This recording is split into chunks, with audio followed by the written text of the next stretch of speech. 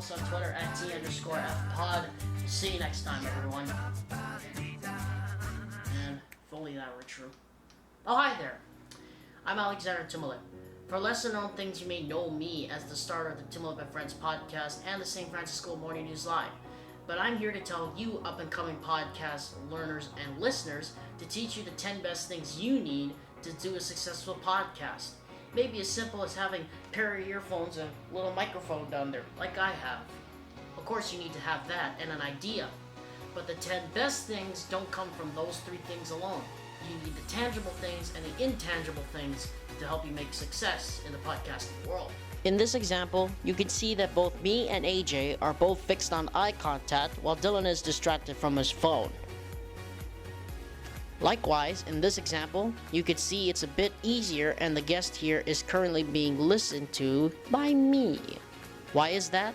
Simply because of eye contact and listening. Now this is important. You skip this step and you don't make eye contact, it'll make you look like you're not really interested in the guest.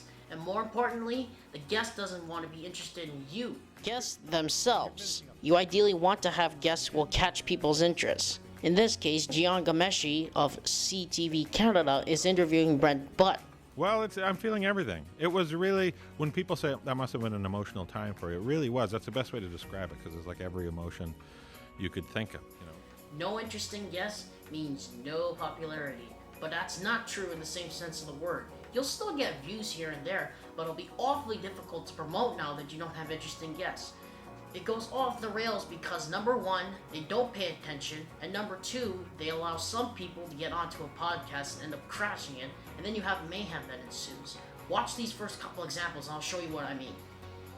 We got 4 people on this podcast now, and it's turning into, I don't want to say this. Now in this 3rd episode of the Timolip and Friends podcast, you can actually see we do have a bit of fun, but it does end up getting all out of control at the end.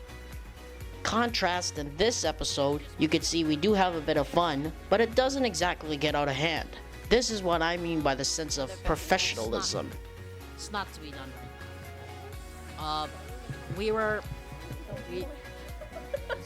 What I'm trying to prevent here is people from crashing the podcast and keeping a sense of professionalism.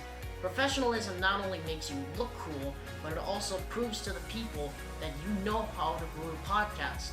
You move along smoothly without a bump, and you also generate a lot of fans in the process.